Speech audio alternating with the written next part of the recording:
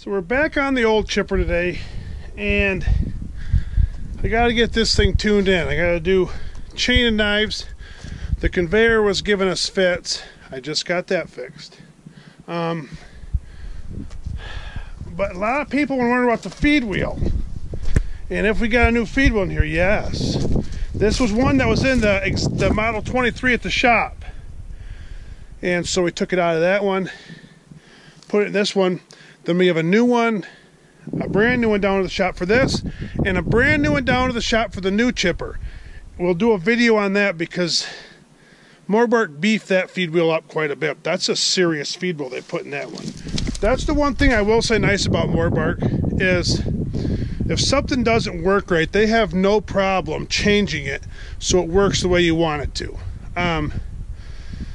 That's how they are with their machines. That's what they preach. If you have problems with your machine, they want to know about it. They want to make it better. So this feed wheel, it's beefy. So you can see we got, look at the bite, look at the diggers on that thing. It's a sharp looking feed wheel. Now, I mean, she bites. Now it needs another feed wheel way inside on the yoke, the same thing as this, just before the chipper disc. It needs some new teeth on that. They're wore right out. If you got new teeth on that one, that thing would flat out chew. And there's they're bigger, but you can see the tops are pretty gnarly. So, oh, who's calling me? Just a good old boy. Nobody. So, let me explain really quick how exactly this happened to my finger. My finger is looking like $1,000,000. It's no pain. It's still on there. I had a lot of people worried it was going to fall off. It didn't fall off. There's a big old chunk right there of dead skin, and I'll be ripping that off here in the next couple days probably, but I got feeling, I can move it all, it's fine. But here's what happened. I'll explain it. Now to change that feed wheel out, the old design on these, this is nothing like the new ones, is you gotta take this, because your feed wheel's right there and your stiff leg's right there. So what they did was, you can see they put some bolts here where you can take that pin out, take that off, and lift this up out of the way.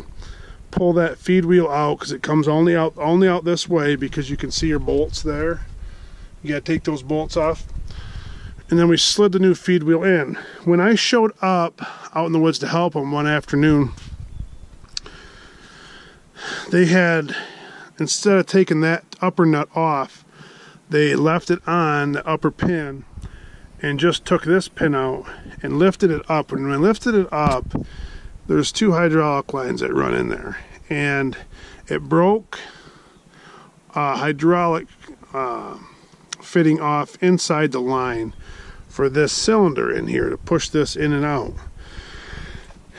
So we had some easy outs and we couldn't get that thing off, and we actually twisted the fitting off from the steel pipe in there. So then we were really up a creek without a paddle. So our option was to pull the top pin, pull it all the way out, all the way off, and go from there. So what happened was I was standing here, Chris was standing here, and we pulled the pin out, and this fell down, you know, about, I don't know, 8-10 inches. It didn't come all the way down.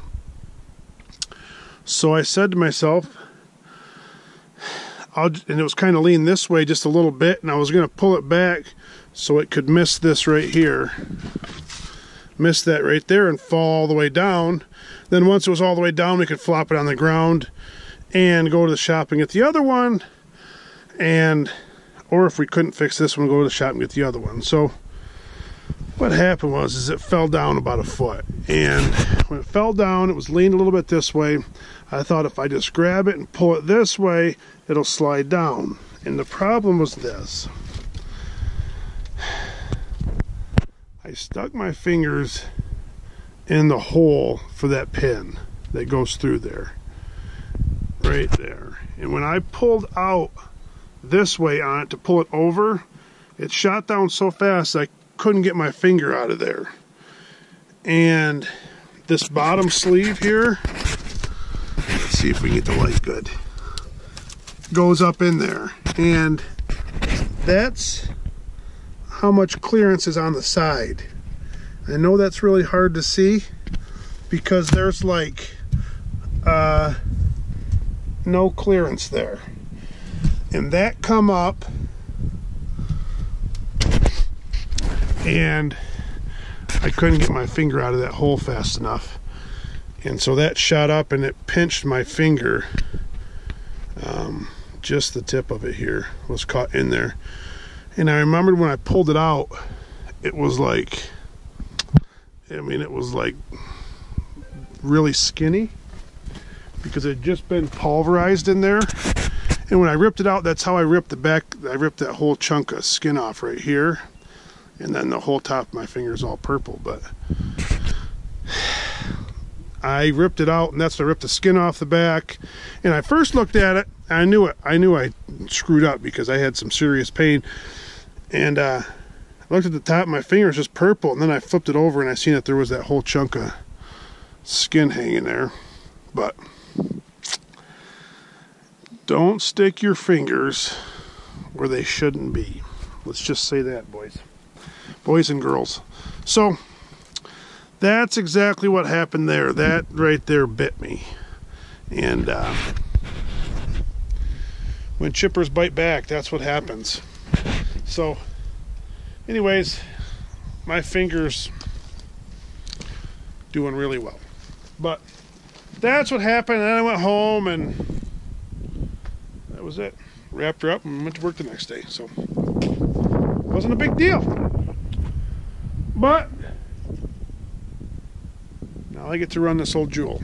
So I've run her since our mishap, and we've both talked and shook hands man to man. And we're all good now. Thanks for watching.